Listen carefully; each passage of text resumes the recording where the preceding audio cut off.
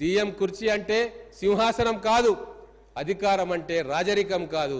ఇదే Congress party philosophy. అధికారం ఉన్నది ప్రజలకు సేవ చేయడానికి. కానీ గత 10 సంవత్సరాల్లో ఏం జరిగింది అధ్యక్ష? ప్రగతి భవన్లో పాలన జరిగింది.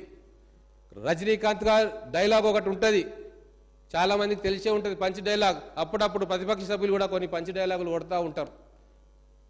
దేవుడు శాసిస్తాడు, అరుణాచలం పాటిస్తాడు. అక్కడ దేవుడు ప్రగతి భవన్లో శాసిస్తాడు, ఇక్కడ అధికారులు, మంత్రులు, ఎమ్మెల్యేలు, ఎంపీలు అందరూ కూడా పాటిస్తారు. అందుకే పరిపాలన ఇంత అగమ్య గోచరంగా తయారైంది. అందుకే ప్రజలు వాళ్ళని తిరస్కరించిండ్రు. అందుకే ఈరోజు ఒక పారదర్శక పరిపాలన, ఆర్థిక క్రమశిక్షణతో కూడిన పరిపాలన రావాలని చెప్పి మా ప్రభుత్వం కృషి చేస్తూ ఉంది.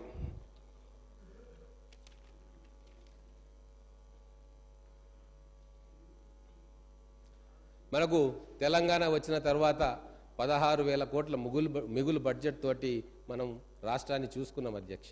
ధనిక రాష్ట్రంగా మనం భావించుకున్నాం.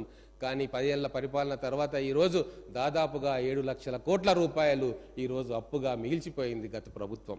మరి దీన్ని సమర్థించుకుంటూ కొంతమంది నాయకులు ఏమంటున్నారంటే, మేము ఆస్తులను క్రియేట్ చేసినాము, సంపదలను పెంచుకున్నామని చెప్పారు. ఏం ఆస్తులు క్రియేట్ చేసినారు అధ్యక్ష? 1,00,000 కోట్ల రూపాయలు కాళేశ్వరం ప్రాజెక్టులో పెడితే ఆ మేడిగడ్డ బ్యారేజ్ మునిగిపోతా ఉంది. సుందిల్లా అన్నారం పరిస్థితి ఏముందో తెలియదు. అవా ఆస్తులు నిలబెట్టేదంటే కాంగ్రెస్ ప్రభుత్వం గతంలో నిలబెట్టింది అధ్యక్ష. 60 సంవత్సరాల క్రితం కట్టిన నాగార్జున సాగరము, 40 సంవత్సరాల క్రితం కట్టిన శ్రీశైలం ప్రాజెక్టు, 30 సంవత్సరాల క్రితం కట్టిన జూరాల ప్రాజెక్టు నిటారుగా నిలబడి కాంగ్రెస్ పార్టీ డెవలప్మెంట్ మోడల్ ఏంది అని చెప్పి ఈరోజు ప్రపంచానికి సగర్వంగా చాటుతుంది. అదే మా కాంగ్రెస్ మోడల్. మరి బీఆర్ఎస్ మోడల్ ఏంది అంటే, కూలిపోతున్న మేడిగడ్డ, శిథిలమవుతున్న పాఠశాలలు, బాత్రూంలు, టాయిలెట్లు లేని వసతి గృహాలు, ఇది బీఆర్ఎస్ పార్టీ మోడల్ అని ప్రజలు నిర్ద్వందంగా తిరస్కరించారు అధ్యక్ష. ఇవన్నీ కూడా చాలా చిన్న విషయాలంట.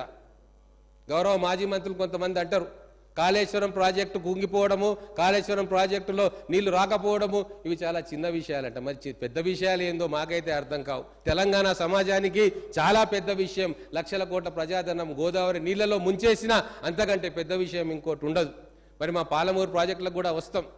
ఇప్పుడు ఈ మేనిఫెస్టో చూస్తే టీఆర్ఎస్ పార్టీది అన్నీ కూడా ఒక అబద్ధమే. ఒక మాట చెప్పాలంటే మా పాలమూరు వాసులకు తెలుసు, మా మహబూబ్ నగర్ జిల్లా వాసులకు తెలుసు అబద్ధం అంటే ఎంత అందంగా ఉంటుంది, అబద్ధం అంటే ఏంది అని. అబద్ధం అంటే దానికి ప్రతిరూపం కేసీఆర్ గారు అని చెప్పి మా పాలమూరు వాసులు అంటారు.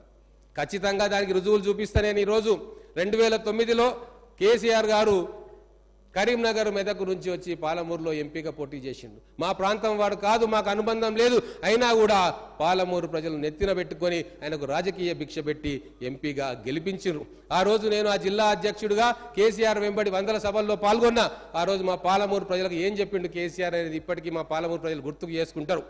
కృష్ణానదిలో కాళ్ళడ్డం పెట్టి నీళ్లు మలుపుతా, పెండింగ్ ప్రాజెక్టులు 6 నెలల్లో క్లియర్ చేస్తా, పాలమూరును సస్యశ్యామలం చేస్తా అని చెప్పి 2009లో మాటలు చెప్పిన కేసీఆర్ గారు ముఖ్యమంత్రి అయిన తర్వాత కూడా పాలమూరుకు మొండి చేయి చూపించిన విషయం మా పాలమూరు ప్రజలు గుర్తుకు చేసుకుంటా ఉన్నారు. పెండింగ్ ప్రాజెక్టులు పూర్తి చేయలే.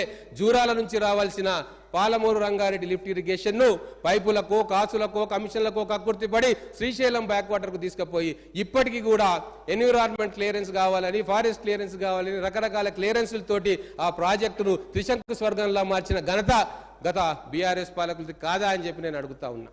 అందుకే ఈరోజు గౌరవ ముఖ్యమంత్రి గారు ఎడారిగా మారిన పశ్చిమ మహబూబ్ నగర్ జిల్లాను సస్యశ్యామలం చేయడానికి ఆగమేఘాల మీద కోడంగల్ నారాయణపేట ఎత్తిపోతల పథకాన్ని మంజూరు చేసి శాంక్షన్ చేయించిండు. వారికి మా పాలమూరు జిల్లా ప్రజల తరఫున ధన్యవాదాలు తెలుపుకుంటా ఉన్నాను అధ్యక్ష. ఇప్పుడు ఇండస్ట్రీస్ విషయం వద్దాం. మా శ్రీధర్ బాబు గారు వారి నేతృత్వంలో, గౌరవ ముఖ్యమంత్రి గారి నేతృత్వంలో స్విట్జర్లాండ్ దావోస్కి వెళ్ళిండ్రు అధ్యక్ష. మొదటి రోజు ఏం న్యూస్ రాలే. సోషల్ మీడియాలో వాళ్ళ పేడ్ వారియర్స్ రాసేసిర్రు, అక్కడ ఏం జరుగుతలేదు. గతంలో పోయిన మంత్రి గారు చాలా అద్భుతంగా ఇంగ్లీష్ మాట్లాడతారు కాబట్టి అందరినీ మైమర్పించి ఎంఓయూలు చేసుకున్నారు. వీళ్ళకి ఏం చేత కాదు, విందులు వినోదాల్లో మునిగిపోతున్నారు అని చెప్పి ట్రోలింగ్ వచ్చింది అధ్యక్ష. కానీ తెల్లారి లేసి చూస్తే హెడ్డింగ్స్ ఏమున్నాయి అధ్యక్ష పేపర్లో? 40,000 కోట్ల ఎంఓయూలు సంతకాలు చేసింది మన తెలంగాణ ప్రభుత్వం, గౌరవ ముఖ్యమంత్రి గారి నేతృత్వంలో, గౌరవ ఐటీ ఇండస్ట్రీ శాఖ మంత్రి నేతృత్వంలో. మింగుడు పడలేదు అధ్యక్ష. 40,000 కోట్ల రూపాయల ఎంఓయూ పోయిన ప్రభుత్వం ఏర్పాటైన తొలినాళ్లలోనే పోయిన ఫస్ట్ విజిట్లోనే ఎట్లా చేయగలుగుతారు? మేము 4 సార్లు 5 సార్లు స్పెషల్ ఫ్లైట్లు వేసుకున్నా ఇంతింత తాటికాయంత అక్షరాలతోటి